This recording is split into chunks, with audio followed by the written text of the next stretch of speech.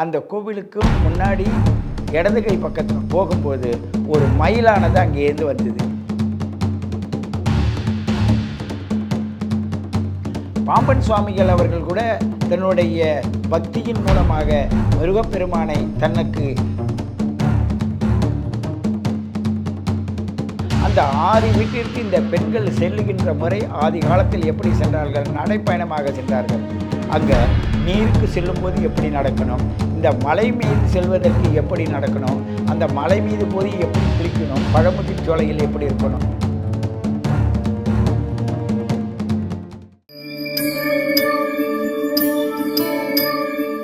ஆழ பிறந்த சான்றோர் பெருமக்களே, உங்களை வணங்கி மகிழ்வது உங்கள் சித்தயோகி பேரம்பலவான். இந்த ஜோதிடக்கலையின் அடிப்படை காரணகர்த்தாவே யாருன்னா முருகப்பெருமான் தான்.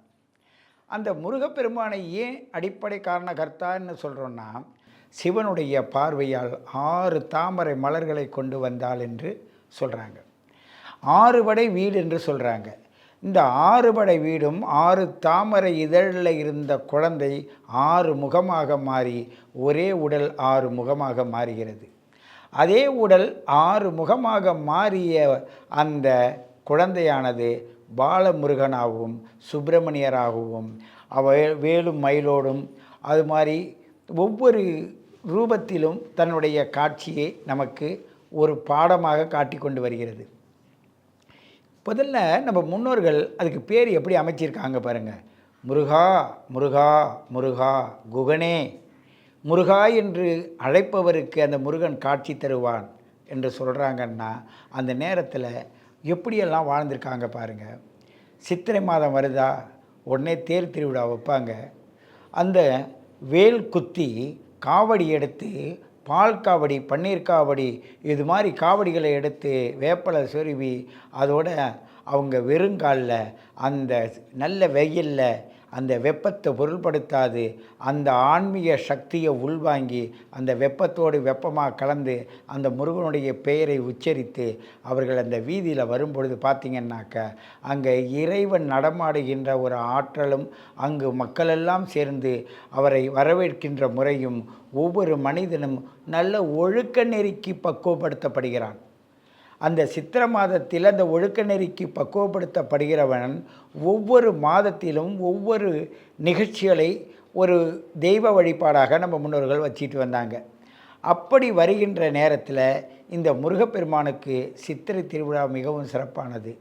அந்த சித்திரை என்பது தான் முதல் மாதம் என்று பொருள். அப்படி இருக்கும்போது அது செவ்வாவுடைய வீடு என்று சொல்லுவாங்க. அந்த பொறுப்பு சிரசாகிய அந்த மேஷத்தையும் இடுப்பாகிய அந்த விருச்சிகத்தையும் அந்த சூரியனுக்கு இடம் கொடுத்த அந்த செவ்வாய் தான் ஆட்சியாக வச்சிருக்கார். அப்போ பூமிக்காரகன் என்று சொல்லக்கூடிய அக்னிக்காரகன் என்று சொல்லக்கூடிய 2 பேருமே மேஷத்துக்கு ஒரு காரணகர்த்தாவாக அமைந்தாலும் கூட அவர்கள் நம் சரீரகாரத்திற்கும் அவங்க இருக்காங்க. அதுதான் இரத்தமாக இருக்கிறாங்க. இந்த இரத்தமாக இருக்கும்போது சரீரத்தில் எப்படி இருக்கும்? வேர்வையாக இருக்கும். அந்த வேர்வையானது உமிழ்நீராக மாறும். அந்த உமிழ்நீரானது நம்மளுடைய இரத்தமாக மாறும். இந்த இரத்தம்தான் இறுதி யூரினாகவும் சிறுநீரகமாக மாறும். அந்த சிறுநீரகத்துக்கு பிறகு இந்திரியமாகவும் மாறும்.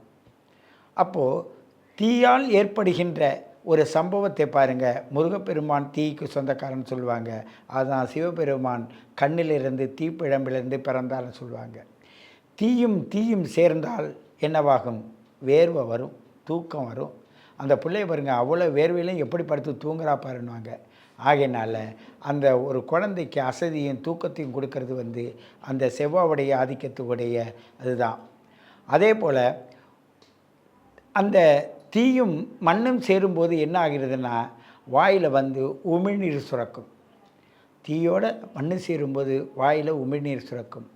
அந்த சுரந்த உமிழ்நீரானது நம் சாப்பிடுகின்ற உணவுகளை ஜீரணம் செய்வதற்காக பயன்படுகிறது. அந்த ஜீரணித்த அந்த உணவானது அங்கே சத்தாக மாறி அது காற்றோடு கலந்து இரத்தமாக பயணித்து வெள்ளணு சிவப்பணு என்று பிரிகிறது. அப்படி வெள்ளணு சிவப்பணு என்று பிரிந்து வரக்கூடிய சிவப்பணுவை நாம் செவ்வாய் தோஷம் என்று சொல்கிறாங்க. வெள்ளை நோய் வந்து வெள்ளைப்படுது, அதிக சக்தி ஆகுது, அது வெளியேறுதுன்னு சொல்லுவாங்க. சில பேருக்கு உடலில் வந்து கட்டி வருவதற்கு அது ஒரு காரணமாக இருக்குதுன்னு சொல்லுவாங்க, அதிக சூடுபட்டால். அப்போது உடற்கூறுகளுக்குள்ளேயே நீங்கள் போய் பார்த்தீங்கன்னா, முருகன் என்ற ஒரு வார்த்தைக்கு நாம் அகார, இகார, உகார, சிகாரம்னு சில வ முறைகளை நம்ம முன்னோர்கள் வச்சுருக்காங்க. அப்படிப்பட்ட அந்த ஒவ்வொரு முறைக்குமே ஒரு நெறிமுறைகள் உடம்புக்குள்ளே வச்சுருக்காங்க. மூலாதாரம், சுவாதிஷ்டானம், மணிப்பூரகம், அநாகதம், விசுத்தி, ஆங்கான்ற சக்திகளோட அகார, உகாரம் என்ற இரண்டையும் சேர்த்து 7 பாகமாக பிரித்து நம்ம முன்னோர்கள் நம்ம உடல் கூறிய வச்சுருக்காங்க. இப்போ நமசிவாயம் என்ற மந்திரத்தை சொல்லும்போது சிவாய நம எனம சிவ மசிவயன வயநமசி என்று வார்த்தைகளை மாற்றி போட்டால் நம் உடலில் உள்ள ஆங்கார சக்தி குறைஞ்சி நம்முடைய ஓங்கார சக்தி பெருகி நம் உடலுக்குள் முருகா முருகா என்ற சத்தத்துக்குள் அந்த ஒலிக்கதிரானது நம் முன் நின்று நம்மை ஆசீர்வதிப்பதை நம் முன்னோர்கள் காட்டியிருக்காங்க. இன்றும் நாம் நினைவில் கொள்வதற்கு பல இடங்கள் இருக்குது. சென்னையில் உள்ள ஆஸ்பத்திரியில் இன்றைக்கும் அவருக்காக பூஜை புரஸ்காரங்கள் நடக்குது. திருவான்மையூரில் அவருடைய இடம் இருக்குது. அதே நேரத்தில் பாம்பன் அந்த பாலத்திற்கு அருகில் அவருடைய வீடு இருக்குது. அந்த முருகப்பெருமானை பக்தியால் வென்றதன் காரணத்தால் அவர் போய் முருகனுடைய சேவைக்கு செஞ்சதன் காரணத்தால் அவருடைய வீடு, அவர் வசித்த வீடு அன்று முதல் இன்று வரை அது என்றென்றும் திறந்து தான் இருக்குது. நீங்கள் அந்த வீட்டுக்கு போய் பார்த்தீங்கன்னா பாம்பன் சுவாமிகளுடைய இடத்துல அந்த வீட்டில் என்ன இருக்குதுன்னு கேட்டால் கதவு திறந்துருக்கு, சாவியும் இருக்குது, கதவும் இருக்குது. ஆனால் நித்தம் வழிபாடும் இருக்குது. நித்தம் வழிபாட்டுக்கு யார் வருவா என்று தான் தெரியாது. ஆனால் அவருடைய காலத்திற்கு பிறகும் இன்றும் அங்கே உள்ள எலக்ட்ரிக்கலுக்கு பில்லு கட்டுறதுலேருந்து, அடுப்புக்கு கேஸ் வாங்கி வைக்கிறதுலேருந்து, நித்தம் அந்த பாத்திரத்தை கழுவுறதுலேருந்து அந்த பூஜைக்கு ஆளே வைக்காமல் அங்கே பூஜை நடந்துக்கிட்டு இருக்கிறதையும் அபூர்வமாக பார்க்கலாம். அந்த முருகபக்தருக்கு எப்படிப்பட்ட ஒரு பாக்கியம் கிடைக்குது பாருங்கள். ஆனால் அந்த முருகப்பெருமானுடைய பக்தியால் அவர் போட்ட கவசங்கள் எல்லாம் ஒவ்வொரு மனிதர்களையும் பாதுகாப்பதை நினைக்கும் பொழுது நம்முடைய அண்டமெல்லாம் இந்த பிண்டத்துக்குள் எப்படி வந்தது, இந்த பிண்டத்துக்குள் இருக்கின்ற ஒவ்வொரு சக்தியும் எப்படி இயங்குகிறது, அதுக்கு முருகனுடைய பேராற்றலும் பேருதவியும் எப்படி இருக்குன்னு நம்மளாம் அனுபவத்தில் பார்க்கலாம். அந்த இடத்துல போய் பார்த்திங்கன்னா காய்கறியிலேருந்து, உணவுப் பொருள்கள்லேருந்து, தண்ணியிலேருந்து எல்லாமே அந்த அவங்களுடைய சமையல் கட்டில் இருக்கும். நீங்கள் போகிறீங்கன்னா போய் பார்த்தீங்கன்னா அங்கே பக்கத்து வீட்டில் ஒரு இஸ்லாமியர் வீட்டில் அந்த சாவி இருக்கும். அவங்கள்ட்ட போய் இன்றைக்கி நாங்கள் வந்திருக்கோம்னு நீங்கள் சொன்னாவே போதும், அந்த சாவியை நம்ம கையில் கொடுத்துருவாங்க. நம்ம போய் அந்த வீட்டில் வெளிக்கேட்டையும் உள்கேட்டையும் திறந்து உள்ளே போய் பார்த்திங்கன்னா அங்கே விளக்கேற்றி வச்சுருக்கோம், பூஜை பண்ணது எல்லாமே இருக்கும். நம்ம அந்த காலத்துக்கு தகுந்த மாதிரி காலையில் போனாலும் சரி, மதியம் போனாலும் சரி, இரவு போனாலும் சரி, உடனே அங்கே இருக்கிற பாத்திரங்கள்லாம் கழுவி சுத்தம் பண்ணி வச்சுருப்பாங்க. அரிசி, பருப்பு, உளுந்து, பயிர் எல்லாமே வச்சுருப்பாங்க. உனக்கு என்ன செய்யணும்னு நினைக்கிறியோ அத்தனையும் செஞ்சு நீ அங்கே வச்சு அவருக்கு நைவேத்தியம் பண்ணிவிட்டு சாப்பிட்டுட்டு தங்கிட்டு அதுக்கு பிறகு அந்த சாவியை திருப்பி அவங்கள்ட்ட கொடுக்குறோம். அப்போ கொடுக்கறதுக்கு முன்னாடி எந்தெந்த பொருளெல்லாம் குறைஞ்சதோ அந்த குறைஞ்ச பொருளை வாங்கி வச்சுட்டு போகிறாங்க. இப்படி தாங்க இந்த முருக பக்தருக்கு அங்கே பாம்பன் சுவாமிகளுடைய இடத்துல நடந்துக்கிட்டு இருக்குது. இப்படிப்பட்ட இந்த முருகப்பெருமானுடைய சக்தியை பார்ப்பதற்கு என் மூதாதையர்களே எங்கள் பாட்டியோட அப்பா சங்கரலிங்கம்னு அவர் என்ன செஞ்சாருனாக்க முருகா முருகா முருகா என்று கூப்பிடுவது மட்டுமில்லாத வீட்டிலேயே மயில் வளர்த்தார். இவருடைய பூஜை புரஸ்காரங்கள்லாம் செஞ்சு முடிச்சுட்டு அந்த சமையல் அந்த படைச்ச பதார்த்தத்தை கொண்டு போய் வைக்க போனால் கழுகு வந்து சாப்பிட்டுட்டு போகும். அந்த கழுகு வந்து வீட்டில் வந்து சாப்பிட்டுட்டு போன பிறகு அதற்கு பிறகு அந்த சாப்பாடை இவர் எல்லாருக்கும் நைவேத்தியம் பண்ணி கொடுத்துட்டு அவரும் சாப்பிடுவார். இவர் காலமெல்லாம் இப்படியே முருகனுடைய பக்தியாலேயே அந்த முருகனுக்கு உள்ள மயிலையும் அந்த கருடனுக்கும் வழிபட்டுக்கிட்டு வந்தார். அப்படிப்பட்ட இவருடைய வழிபாட்டின் மூலமாக முருகனுடைய பேரை வைத்தார். ஏன்னு கேட்டால் அவங்க அப்பா பேர் குமரான்றது அவங்க அப்பா பேர், இவர் பேர் சங்கரலிங்கம், அவர் சங்கரலிங்கன்னு வச்சார். இவரோட பிள்ளைங்களுக்கு வந்து குமரவேலு, கேந்திரவேலு, ஜெயவேலுன்னு பேர் வச்சார். இவங்க 3 பேரையுமே அந்த காலத்தில் தன்னுடைய தாய் நாட்டுக்காக சேவை செய்யணும் இராணுவத்துக்கு அனுப்புனார். 16 பிள்ளைங்களில் 17 பிள்ளைங்களை பெற்றாலும் அவங்க கையில் 10 பிள்ளை வச்சுருந்தார். அதில் 7 பேர் பெண்கள், 3 பேர் ஆண்கள். அப்படிப்பட்ட அந்த முருக பக்தராக இருந்த அவரை நாங்கள் என்ன செஞ்சோம்னாக்க ஒரு 25 தலைமுறையில் ஒரு அதிசயத்தை காட்டினார். அதற்கு பிறகு அவங்க பேரப்பிள்ளையில் அந்த குமரவேல் என்ற கடைசி பையனுடைய பையனுக்கு திருமணம் ஒன்று நடக்குது. அந்த திருமணத்தின் போது அவர் சொல்கிறாரு, தன்னோட மனைவிக்கிட்ட, நான் என்ன செய்யணும்னு கேட்குறாரு. இல்லை, நான் பாம்பன் சுவாமிகளை நான் வேண்டினேன், அவர்கிட்ட நான் முருகபக்தராக இருக்கும்போது பாம்பன் சாமிகளை வேண்டினேன், முதல்ல பாம்பன் சாமியை பார்த்துட்டு அதுக்கு பிறகு நம்ம இல்லறத்தை ஆரம்பிக்கலான்னு சொன்னாங்க. சரின்னு சொல்லிவிட்டு நெய்வேலியில் அவங்க இந்த கல்யாணத்துக்கு நானும் போயிருக்கேன். போகும்போது அவங்க சொன்னாங்க, சென்னையில் பாம்பன் சாமி எங்கே இருக்கிறாரு, அவருடைய இடம் எங்கே இருக்குது, திருவான்மையூரில். திருவான்மையூர் எப்படி போகணுன்னாரு. நான் சென்னை போகிறேன், அழைச்சிட்டு போகிறேன்னு சொன்னேன். உடனே கார் எடுத்துகிட்டு நாங்கள் சென்னைக்கு வந்தோம். அந்த பாம்பன் சாமிகளுடைய கோவிலுக்கு போகும்பொழுது என்ன செஞ்சாருனாக்க, முருகருடைய தாத்தா கும்பிட்டாங்க, அதே மாதிரி முருகனுடைய பக்தியில் இருந்தவர் தான் பாம்பன் சுவாமிகள்.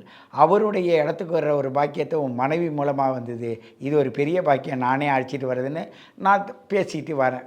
அப்படி வரும்போது அவங்க 2 பேரும் பின்னாடியே வராங்க. வரும்பொழுது என்ன செஞ்சாங்கன்னா, என்னை கடந்து முன்னாடி போகிறாங்க. அந்த கோவிலுக்கும் முன்னாடி இடது கை பக்கத்தில் போகும்போது ஒரு மயிலானது அங்கேருந்து வந்தது. அந்த அவருடைய, அதாவது சங்கரலிங்கத்தோடைய கடைசி பையன் குமரவேலோட பையனுடைய கழுத்தில் உட்காருது. கழுத்தில் உட்கார்ந்த உடனே இவருக்கு பயந்து போய் என்னான்னு கேட்டால், அது ஒரு 10-20 கிலோ வெயிட் உள்ளது கழுத்தில் உட்காந்தோடனே இவர் பயந்து கை தூக்கிட்டார். உடனே அந்த மயிலானது பறந்து போயிடுச்சு. பறந்து போனேன்னு நான் சொன்னேன், ஏப்பா தாத்தா, உங்கள் தாத்தா அப்படி முருகா முருகா முருகா என்று கூப்பிட்டு தான் பிள்ளைங்கள்லேருந்து எல்லாருக்கும் பேர் வச்சு அழைச்சிக்கிட்டு இருந்தார். அவங்க அப்பாவுடைய பேரும் குமரன்னு பேர். ஆக அப்படிப்பட்ட அந்த முருகப்பெருமானோட அனுகிரகம், நீ கல்யாணம் பண்ணதுக்கு ஆசீர்வாதம் தரப்போ இப்படி பண்ணிட்டேன்னா, அண்ணா எனக்கு தெரியல, நான் தப்பாக நினச்சிக்காதீங்க, அது திடீர்னு ஒரு வெயிட் வந்தோடனே என்னால் தாங்க முடியலன்னு சொன்னார். அதுக்கு பிறகு சொல்லிவிட்டு பேசிட்டு மறுபடியும் போகிறோம். மறுசுத்து வரோம். மறுசுத்து வந்தோடனே அதே மயில் திரும்பி கரெக்டாக 2 கழுத்துலேயும் காலை வச்சு அப்படியே உட்காந்துது. ஏற்கனவே நான் கேட்டேன்ல, எனக்கு தெரியாதுன்னார்ல, இப்போ வந்ததை உணர்ந்ததுனால அவர் அப்படியே நின்றுட்டார். நின்ன உடனே அந்த கழுத்தில் அந்த மயில் உட்கார்ந்தது. அவரோட சிரசில் 3 கொத்துனுது. கொத்திட்டு அப்படியே பறந்து போயிடுச்சு. அந்த வெயிட்டு கிட்டத்தட்ட 1 மாதம் அவர் உடம்பில் வலியாக இருந்துதான். ஏன்னு கேட்டால் அது வலி இல்லை, அவங்க பூர்வீகத்தை நினைவுபடுத்திட்டு போச்சுது. அந்த மயிலுக்கு யார் சொல்லி கொடுத்தா? வர்றது மயிலை முருகனை வேண்டினவன் தான், அவனோட குழந்தை தான் வந்திருக்குன்னு யார் சொல்லி கொடுத்தா? அது எப்படி வந்தது? அப்போ இறைவன் என்பவன் எப்படி இருக்கிறான்? அவன் துரும்புலையும் இருக்கிறான், தூணிலையும் இருக்கிறான், காற்றிலும் இருக்கான், எங்கே இருக்கிறான்னு பஞ்சபூதத்தை நம்ம முன்னோர்கள் காட்டினாலும் அனுபவத்தை நீங்கள் அனுபவிங்கள் என்று சொல்லிவிட்டார். அந்த அனுபவத்தின் மூலமாக தான் அந்த முருகப்பெருமானுடைய பேராற்றலை நாங்கள் உற்று உணர்ந்து கண்டு ரசித்தோம். அந்த கண்டு ரசித்த ஒரு உண்மையை தான் இந்த நேயர்களுக்கும் நாங்கள் கொடுக்குறோம். இப்படிப்பட்ட முருக பக்தர்களுக்கு காட்சி தந்து அவர் ஆட்சி செய்து கொண்டிருக்கின்ற ஒவ்வொரு நாளும் அவருடைய விசேஷ நாளில் அற்புதமான விஷயங்கள் இருக்குது. பெண்களுக்கு 6 படை வீடு என்று சொல்லுவாங்க.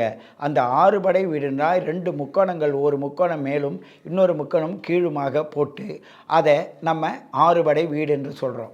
அதில் பெண்களுடைய கர்ப்பப்பையில் அழுக்கு, வாய்வு, அதற்கு பிறகு அதில் ஒரு பழைய ஒழுக்குன்னு சொல்லுவாங்க, விட்டு போனது, பூச்சி, அதற்கு பிறகு அதில் பழையது தங்கி வெளியாகிறது, அடுத்தது சிறு சிறு முட்டைகளாக உருவாகி வெளியேறும்.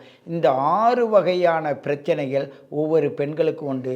இது அபூர்வமான விஷயம், இது யாருக்கும் தெரியாத விஷயம், மருத்துவர்களுக்கு தெரியும். அப்படிப்பட்ட இந்த நோயின்னு சில பேர் சொல்லுவாங்க, இது இயற்கை கொடுத்த கொடைன்னு பேர். நாங்கள் 10 பொருத்தம் பார்ப்பதோட உடல் பொருத்தம் பார்க்கும்போது இப்படிப்பட்டவர்களுக்கு எப்படி பார்க்கணும் என் முன்னோர்கள் எனக்கு தனிப்பட்ட முறையில் சொல்லி கொடுத்தாங்க. அந்த 10வது பொருத்தம் அல்லாமல் இந்த மாதிரி பொருத்தத்தை பார்க்கும்போது அந்த பொருத்தத்தின் மூலமாக எப்படி பார்க்குறது? சில பெண்களுக்கு எப்படி இருக்குன்னா, அடிக்கடி நீங்கள் கேட்டுக்கிட்டே இருப்பீங்க, தலைவலிக்குதுன்னுட்டே இருப்பாங்க. அப்போது அவங்களுடைய உடலில் ஒரு பாகத்தில் எந்த பிரச்சனை இருக்கோ அது தலைவலியாக காட்டும். 2வது பிரச்சனைக்கு என்னென்னா உடம்பு வலியாக காட்டும். 3வது பிரச்சனையாக நெஞ்சு வலியாக காட்டும். 4வது பிரச்சனையாக முதுகு வலியாக காட்டும். 5வது பிரச்சனையாக மூட்டு வலியாக காட்டும். 6வது பிரச்சனையாக ஏப்பம் விடுவாங்க. அவங்களால பாதிப்பு தாங்க முடியாத சூழ்நிலையில் அப்பப்போ ஏப்பம் விட்டுக்கிட்டு இருப்பாங்க. இதெல்லாம் சிம்டம் மருத்துவ ரீதியாக மருத்துவர்களுக்கு தெரிஞ்சது. அதை நீங்களும் தெரிஞ்சிக்க வேணுன்றதுனால தான் உங்களுக்கு தெரியப்படுத்தேன். அந்த 6 படை வீடு கொண்ட முருகப்பெருமான் அப்படிப்பட்ட சூட்சமத்தில் பெண்கள் உருவத்தில் பெண்கள்கிட்ட இருக்கார். சரிங்க, ஏன் நீங்கள் இறைவனாச்சே இது மாதிரி ஒரு உருவத்தில் இருக்க, இதை எப்படி சரி பண்ணுவது என்று கேட்கும்போது தான் 6 படை வீடு என்று காட்டினாங்க. அந்த 6 படை வீட்டில் திருச்செந்தூர் கடற்கரை ஓரத்திலிருந்து திருப்பரங்குன்றம், அது மாதிரி திருத்தணி, இது மாதிரி அவருடைய 6 வீட்டிற்கு செல்ல வேண்டும். அந்த 6 வீட்டிற்கு இந்த பெண்கள் செல்லுகின்ற முறை ஆதி காலத்தில் எப்படி சென்றார்கள்? நடைப்பயணமாக சென்றார்கள். அங்கே நீருக்கு செல்லும்போது எப்படி நடக்கணும், இந்த மலை மீது செல்வதற்கு எப்படி நடக்கணும், அந்த மலை மீது போய் எப்படி குளிக்கணும், பழமுதிர் சோலையில் எப்படி இருக்கணும், இந்த குழந்தை பாக்கியத்தை எப்படி பெறணும், அந்த குழந்தை பாக்கியம் பாதிக்கப்படும் போது எனக்கு குழந்தை இல்லைன்னு இப்போ சொல்கிறாங்க. ஆதி காலத்தில் அப்படியா இருந்தது? நீங்கள் நல்லா உங்களுக்கு தெரியும். உங்கள் பாட்டியோட பாட்டியை கேட்டு பாருங்கள், அவங்களோட வம்சாவழியில் வந்தவங்களை கேட்டு பாருங்கள். ஏன்னு கேட்டால் நீங்களே இந்த பாட்டியோட பாட்டியாக தான் பிறந்திருக்கிறீங்க. இந்த காலத்து பிள்ளைங்கள்லாம் அவங்களுடைய கட்டுப்பாடை அறிவு என்ற பேரில் அறிவை தேடி வெளிநாடுகளுக்கும் அவங்க எங்கும் போய் தன்னோட உழைப்பில் கொண்டு போகிறீங்க. வீட்டுக்கு உழைக்கிறத விட்டுட்டு நாட்டுக்கு உழைக்க போனீங்க. ஆகையினால் நாட்டில் உள்ள சட்டத்திட்டங்களுக்கு உட்பட்டு உங்களுடைய வீட்டுக்கு உழைக்கவில்லை. அந்த வீடு என்பது உடல்தான் உனது வீடு. அந்த உடலை சரியாக பேணி காக்காதன் காரணத்தால் இவ்வளோ மருத்துவமனைகள் வந்தது. ஏன் வந்தது? அன்று முருகனை மட்டும்தான் நம்பினார்கள். முருகன்தான் அருள்பாலித்தார்.